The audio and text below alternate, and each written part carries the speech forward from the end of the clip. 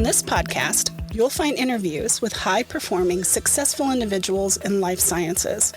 On a weekly basis, we cover their proven methods, principles, strategies, and mindsets to implement new technologies that scale to meet the needs of people in our world.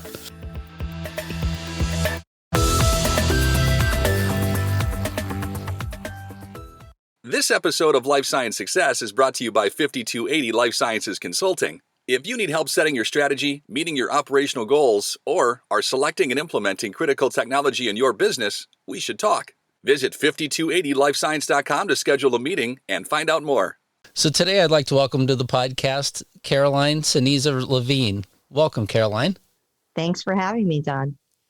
Yeah, so I was looking actually just this morning, and the current unemployment rate, something like 6.9% in October is what they currently show it at. And I just thought a podcast somewhat dedicated a little bit to recruiting and what people can do in terms of their career to try and really look out at things. And hopefully this episode will really be helpful to anybody, whether they're looking at maybe their next opportunity or even maybe they're unemployed and they're currently, looking. So I'm hoping that it'll be a great benefit to them.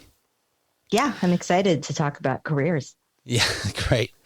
And can you please share with the audience a little bit about your background, Caroline?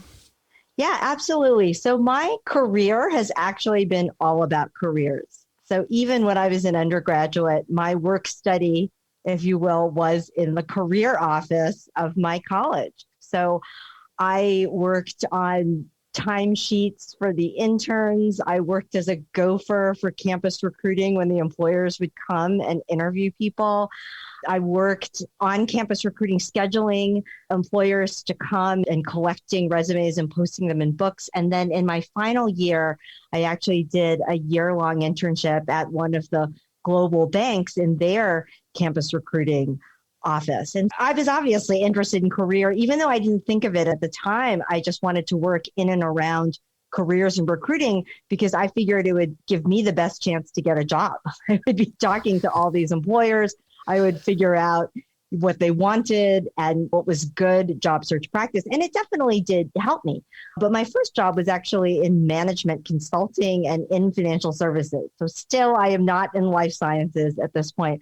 I was in management consulting for almost 4 years. And then I actually joined an alum of the firm who started a recruiting practice. So now I'm back to the whole career about careers again.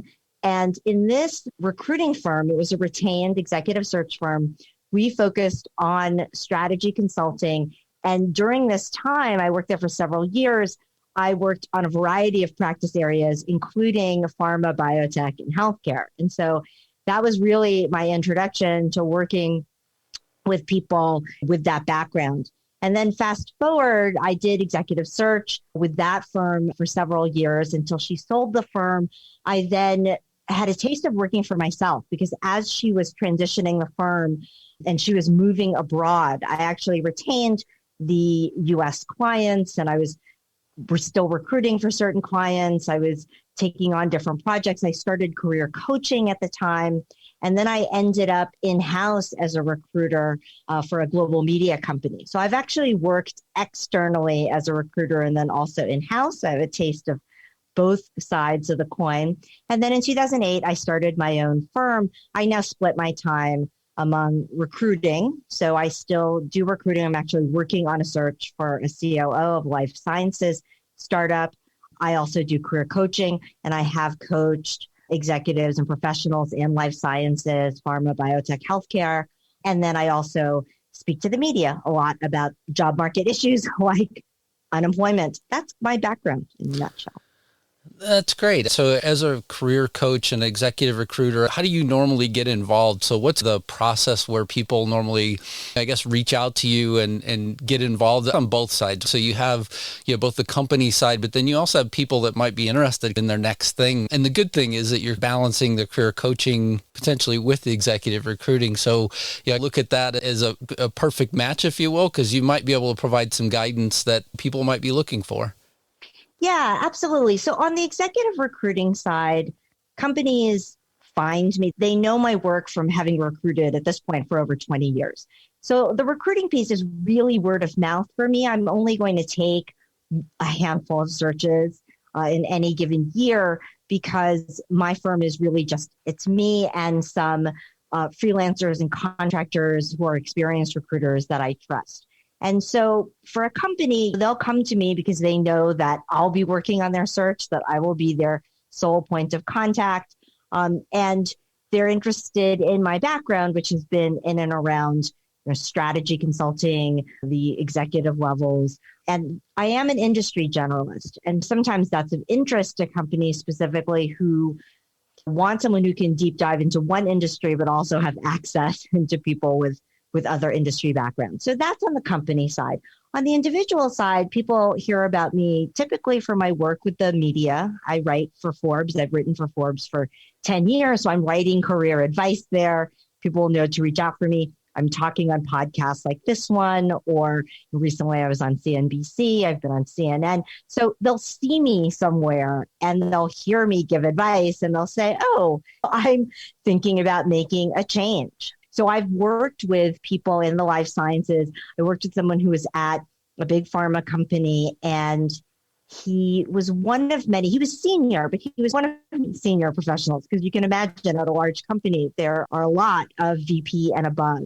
And he really wanted to run something, and he really wanted to run a smaller company and have that startup experience. And so in that case, it was about really confirming what he was interested in, what area, because of course, life sciences can be so broad, but then also rebranding, because even though you're in the space, if you're working for a big company, the big company recruiters know who you are and they look at you for other big company roles, but not necessarily as a startup person, and certainly as a C-level executive for a startup. That's just a completely different game. And so it was really about rebranding, redesigning his network, and how people thought of him, who knew him, what they knew of him, in order for him to land. And he did land that C-level job. So that's an example specific to your audience in terms of how I might work with an individual. Yeah, and it is interesting, because having somebody else from the outside look at you and say, this is what I see, this is also what I don't see, and these are things that you might want to work on if you want to plot a path to the expected trajectory that you're looking to reach.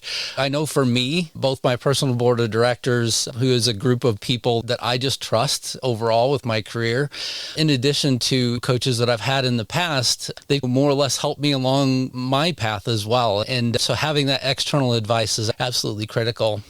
Yeah, I guess whenever you start at first with somebody in coaching, where do you start at the very beginning?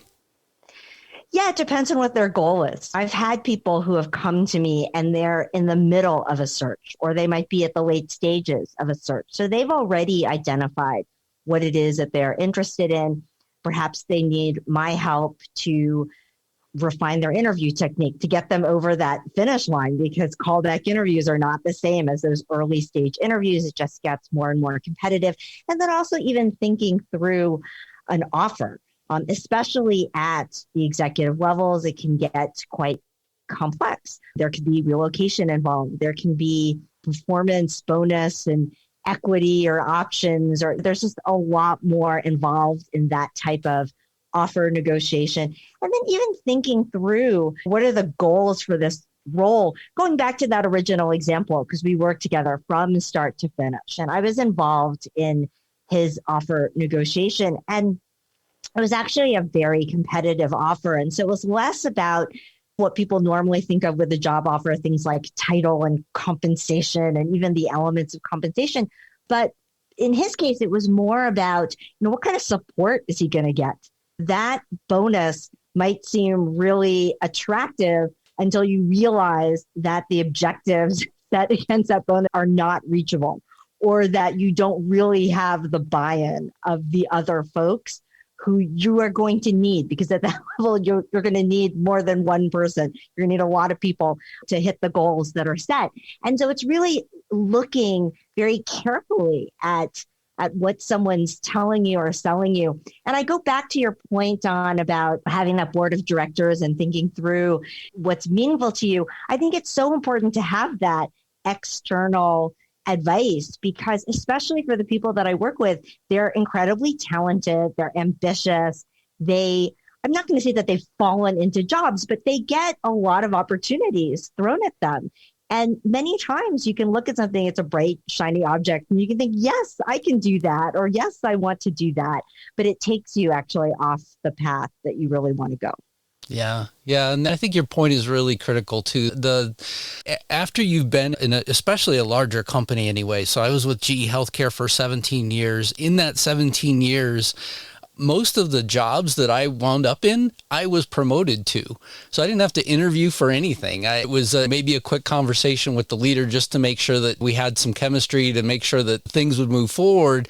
And somebody along the way had actually said in one of the growth programs that they had at GE to me that, hey, look, you should start thinking about having a coach. You should start thinking about building kind of your executive level board of directors and people that can help guide your career, because at the end of the day, it's not necessarily about you. It's also about how you connect with people and how you create this. I almost think of it like the wake behind a boat. If you've ever watched a good wakeboarder, they're not being towed by anything. They're actually being pulled by the wake. And in a way, your career can be like that, but it can also very much be a struggle where you're trying to fight your way through. And just having that executive group of people to go back to, at least for me, has been pretty monumental. And to your point, I've had them in the past. I've sent offer letters that I've received and said, hey, can you look at this? Because I honestly don't know the proper way to just go back. I feel like there are a couple of things that I would want, but I also don't want to upset the person that I'm negotiating with either. Yeah, absolutely. To your point about that wake and what you're leaving behind and all around you, putting my recruiter hat back on, when I do professional reference checks, it's not just your supervisor that I'm talking to, but I'm typically asking for 3 types of references. So it's people who have managed you, so your supervisor and past supervisors, but then also your peers, and then also people that you have managed. And many times people don't think about that. What would my peers say about me? How am I perceived by colleagues? And then also, how about my direct reports and their direct reports? So my whole downstream, it's what is my management style and approach? What's my philosophy around developing my people? And so certainly you have to be able to speak to that, but then others need to speak on your behalf. And do you know what they're going to say about you? Yeah. Yeah, it's one of those things that I know, after being asked some of those questions in the past, it's good whenever you get asked to be somebody's reference and you can do that for them. But also I try and provide more of a well-rounded picture of the person, maybe not all glowing, but also just, hey, here's both sides, and just try and present the overall person, because I think that at the end of the day, that's what most companies are hiring for, is not just somebody at a level in terms of what they can execute on, but to your point, how do they work with peers? How do they collaborate? How overall are they going to deliver for the new company that they're going to be at? And most of the people I can say that I've been references for anyway, they've done an excellent job. It's just we all have good things about us, and we all have things that we could do a little bit better. Yeah, absolutely. Even something as simple as, are you a big company person or are you a startup person? And you can absolutely be both, but certainly the type of company that you're going to, the culture of that company, the leadership of that company, what their management style is and communication style is and philosophy, that's very important. And so different people thrive in different environments. So it's not even just a question of, is this person qualified or not? Because at that level, almost everybody, once you get to that professional reference stage, is qualified and can do the job. But the question is, will they thrive there? Will they enjoy being there? That's really what's important. Absolutely. Absolutely. So as a hiring manager in my past, I've had both really small teams. So I've had just a couple people. I've also had over 1,000 people on my teams. And one of the things that I've greatly enjoyed anyway is when there's a search that is more unique, or when there's something specific that I'm looking for, oftentimes it leads to an external recruiter search. I'd just like to talk to you a little bit about where you see the biggest values are that external recruiters really provide. I know what it feels like for me as a hiring manager. I just would like to, hear your perspective as well. Yeah, absolutely. So even when you have an external recruiter, a dedicated recruiter for that search, the hiring manager needs to be closely involved. Let's face it, the hiring manager ultimately pulls the trigger on the decision. So they really need to be closely involved in vetting the candidates that come through and making sure that the offer is correct and onboarding them so that they're successful. So the hiring manager will always be involved. But at the same time, hiring is so time consuming. So if you are working on something where it is a very niche area and you really need to do some digging to find candidates that will fit that profile, that initial research and that digging can take a lot of time, where the hiring manager doesn't necessarily need to be involved at that point. They need to be involved when there's a short list that they're actually choosing from, but really wading through all of the possibilities. That's where an external recruiter can really be helpful, because hiring is just so time consuming. And hiring is also a skill. A hiring manager will be interviewing for the roles that they're hiring for. And yes, you can manage a team of 1,000, so you are hiring pretty regularly. But if you're a hiring manager that has hired a handful of people in the past, external recruiter has done this over and over again, and they have seen thousands of candidates. And so very quickly, we can really wade through a background, as well as wade through someone's motivations and kind of the nuances in between what they're saying, because we've heard so much of it before.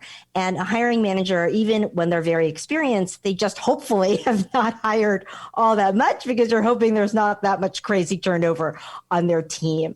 And then I would finally say that there is a difference between being an external recruiter. So when you are outside the company, let's say outside GE in this example, just because you had mentioned them, versus, let's say, in-house to GE, which has a legendary HR department, which has fantastic recruiters. So there's no question about hiring capability, hiring capacity internally. So you can absolutely have a very strong recruiter internally, but there are just things that you can do externally that you can't do internally. One is to keep the search confidential. So a lot of times when I'm working on a search, it's because someone is already in that position. Or let's say in the case of this startup, they are in confidential fundraising rounds. And so they don't want the specifics about their company and about this position all over the place. And so you just can't do that when you're an insider, because of course you're representing the company that's hiring. And I also think that candidates more readily talk to an external recruiter than an internal recruiter, because they can also see the value of speaking to someone who is on the market, not just for one company, but for many companies. And so they feel like they can invest in that relationship for the long term versus company by company. And so those are just some of the reasons why a company might decide to engage an external recruiter. I also would say, too, that I might offer back as well that the idea of an external recruiter, not all external recruiters are the same. So whenever you said earlier that you really focus on a few searches a year, I've dealt with other recruiters where I don't have much of a relationship in the past. And then all of a sudden you wind up with somebody where it almost feels like they're on an assembly line. They're trying to figure out how many possible jobs can they recruit for in the same amount of time. And then you wind up, at least for me, it feels like you waste a lot of time overall as a hiring manager if you don't find the right recruiter either. And I guess that the main difference that I've heard you talk about is that specialization versus generalization in your real focus, and making sure maybe as a hiring manager, the number one interview that you need to hold if you're going to hire an external recruiter is an interview for the external recruiter. How many people are you recruiting for at the same time? And tell me a little bit more about your business this might be a good conversation that I would honestly say I've never had. I've just experienced the output, right, of not finding what I need. It's been maybe a month and I'm not getting qualified candidates, and quickly sort through and sift through and say, hey, look, this might not be a right match for us. We might want to try and look somewhere else. Yeah, absolutely. The recruiter that you bring on is your face to the market. So you want to make sure that you are aligned in terms of how you're going to talk about this role, how you're going to talk about the company, what exactly you're recruiting for in terms of the background, the qualifications, the personal attributes of this person. It goes back to what we were talking about in terms of finding the person who's the right fit, who's going to thrive in that role and not just be able to do the role, but perhaps not as enthusiastically as you would like. Yeah. And so just to switch gears a little bit, I personally, have seen the impact of COVID, and I feel like there are a lot of people overall that just almost just don't understand exactly what the best way is to engage someone like you. So can you provide just a little bit more background in that? Yeah, absolutely. So I think that if you're a job seeker, there's a reason why recruiters are called headhunters. They like to hunt. They like to find their people. And contacting a recruiter unsolicited is probably not going to get you very far. We get pitched all the time. And so the best way in is through a warm referral, either through a client let's say that I'm working for GE, again, just using that example. And so you have a friend at GE and you can ask them, who are the recruiters that you use? And so maybe they can make you an introduction, and it's meaningful because GE is the client of this firm. And so, of course, they're going to take their referrals. And then on the flip side, it's also getting referrals from candidates that they've placed because they obviously believe in that candidate. They know the value of that candidate. And so it's that person's credibility that's basically on the line for you. And so that's a shortcut to getting to know recruiters. I would also say that if you have a strong brand to the market, so you have a strong LinkedIn profile, there are a number of people who know you, who talk about you. Maybe you're seen in the press or maybe you're speaking at conferences, or maybe you've published something. So these are other ways that recruiters can find you. And when you get that call from a recruiter, you should take that call. Don't only put it off until you actually need to find a job, because this is obviously ideally a long-term relationship. So there have been many times that I have contacted candidates that I first spoke to years before, and I came to them maybe about a search that didn't fit them for whatever reason. They weren't looking at the time, or it was big company, they wanted small company, or whatever. And we talked, we got to know each other. They referred people. So they put themselves out there. They made introductions for me. Of course, I remember them, and they keep in touch with me. They let me know if they've made a move. They check in, whatever it is. It becomes a relationship, much like you have relationships with professional colleagues. And that's really how you get a recruiter who's in your corner, who might tell you something about the market or reach out to you if there's a lead. I think that's great advice for people. And it's interesting because just to build on the story from GE for me anyway, after 17 years walking out of a meeting with my manager where he essentially said, hey, look, we really haven't invested anything in the last couple of months in your career. We know that you're about to transition jobs. Why don't you go back and look at essentially the open job ads at GE? Walking across the parking lot from that conversation, I received a call from a recruiter that I'd been talking to for a number of years, and lo and behold, he happened to have a position. 30 days later, I went to Becton Dickinson. And so I do see it very much as a relationship that you have to invest in on both sides. And even if the time's not right whenever you first talk to somebody, that doesn't necessarily mean that, that you should just cast the person away until you need something either. And so I guess, are there any other things that you would look for from individuals, or any other guiding principles that you would have for individuals that would be working with a recruiter?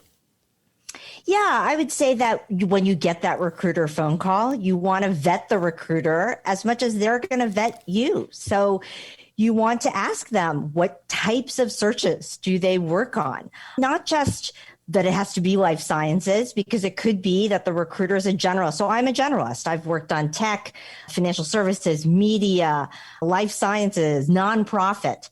So it could be that they're a generalist, but then you want to know, okay, but have you worked in my area, or why is it that they're calling you? Are they just calling everybody, or is there a specific reason why they're calling you?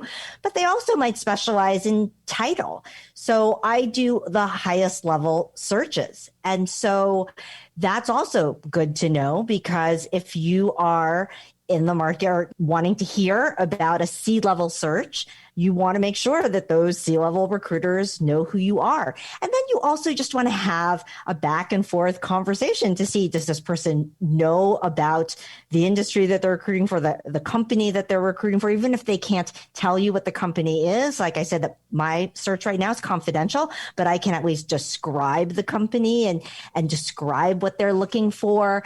And it's pretty clear that I'm invested in this search. And it's not going to be a situation of your resume and your confidential information being scattered to the wind in the hopes that someone hires you, which is, I think, something you referred to, Don, when you talked about that kind of spray and pray yes, type of approach. Exactly. Yeah. So how about guidance for life science companies? If they're going to engage you overall in a search, how would you like for them to come with their thoughts together and their reasoning behind the position together? Any guidance for life science companies? Yeah, absolutely. So I think it's very similar to other industries in the sense of knowing why the position is open. So thinking through, if it's an existing position, why did that person leave?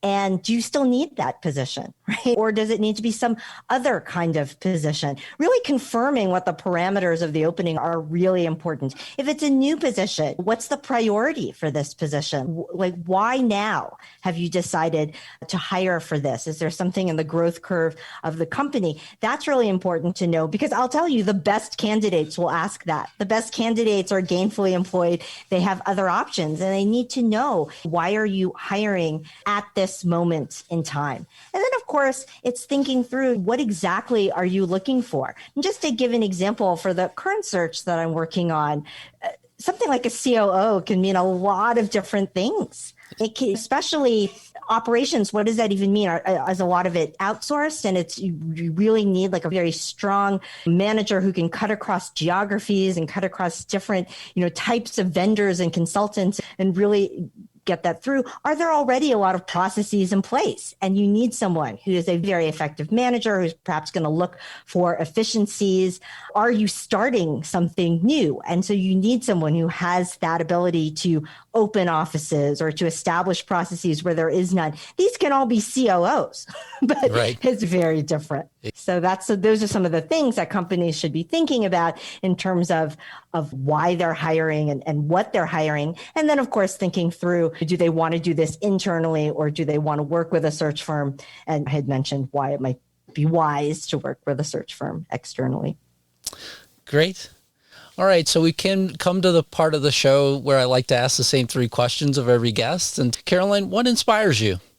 So I think I said that at the outset. I love all things career. I think I've always just been interested in what motivates people, why people make the decisions that they make. I just love hearing about why someone decides to leave a company, join a company, stay at a company. And so I'm inspired by the career paths that I learn about each and every day, whether it's I'm interviewing someone for a role and I'm hearing it as they're telling me as the job seeker, or if I'm working with someone one-on-one and I'm really digging into the motivations and their goals and kind of their dreams for the rest of their life. It's always interesting and it's always different. Yeah, we are all different, that's for sure. What concerns you? So I would say, as both a recruiter and as a coach, this market is a tricky market.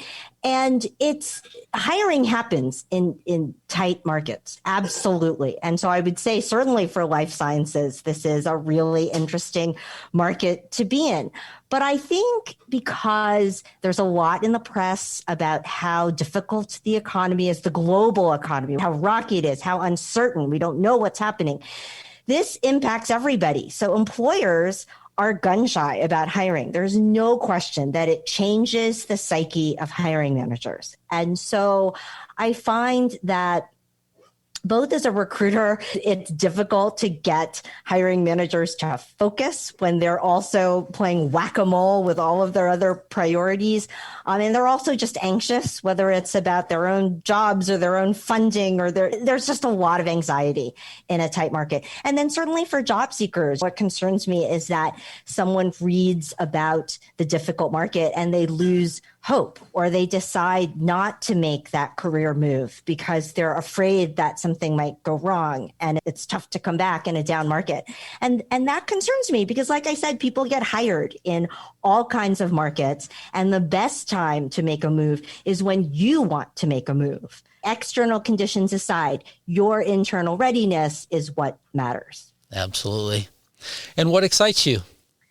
I think the flip side of that is what better time than now to be involved in career issues and to be involved in life sciences, that intersection, right? Because of the pandemic, I think people are thinking just about the life sciences as a science, about medicine, about the pandemic, all of that. But then I also think from a career perspective in general, people are more introspective. Companies are more introspective. What do we really need to get done? Who do we really need to have on board? What really matters? And people are also more introspective and asking the difficult questions like, is this all there is? So for me as a coach and as a recruiter, this is prime time. It's so much fun. I hesitate to say the word fun because there's so much other stuff going on. For sure. Very serious time as well.